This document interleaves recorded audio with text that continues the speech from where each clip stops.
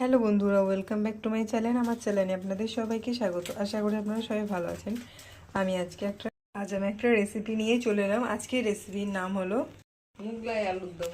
এতে লাগবে যে আলুটাকে কেটে নিয়েছি, অল্প একটু সিদ্ধ করে নেবো, ভাপিয়ে নেবো হালকা। মশলা দেবো বাদাম, কাজু বাদাম, পোস্ত, শুকনো লঙ্কা, আদা আর আমুল দুধ লাগবে একটু। দেবো আমি একটা তেজপাতা দিলাম, শুকনো লঙ্কা দিলাম,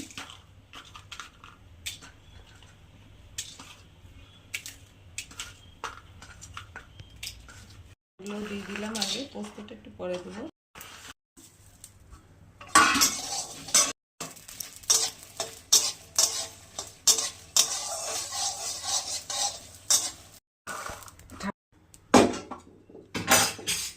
জল দিলাম, ওগুলোর মধ্যে একটু লবণ আর একটু দেবো।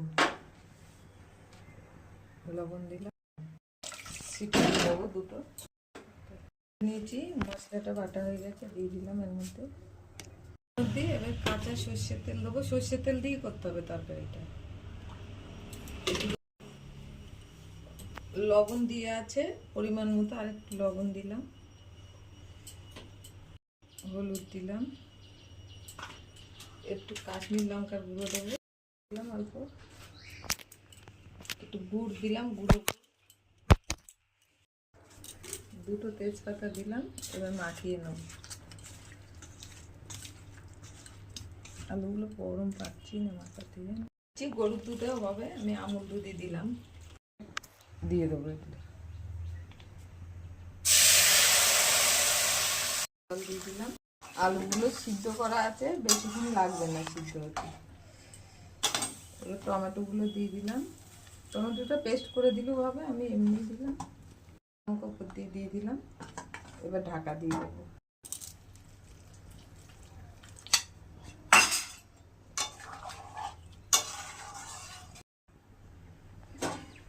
মাঝে মাঝে একটু নাড়াচাড়া দিয়ে দিতে হবে, যাতে তলায় লেগে না যায়। আমি গরম মশলাটা, গোটা গরম মশলা ওই মশলাটার সাথে বেটে নিয়েছিলাম, দেখাতে ভুলে গেছি। একটু গরম মশলাও দিতে হবে, দিয়ে দেবো।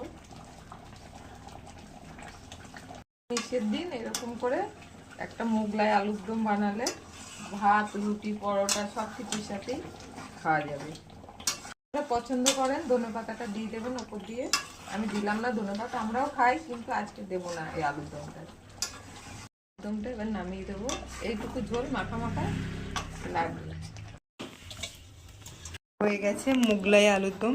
ভিডিওটা ভালো লাগলে লাইক, কমেন্ট, সাবস্ক্রাইব, শেয়ার অবশ্যই করবেন। প্লিজ কমেন্টে জানাবেন যে কেমন হয়েছে। এটা একটা নতুন রেসিপি।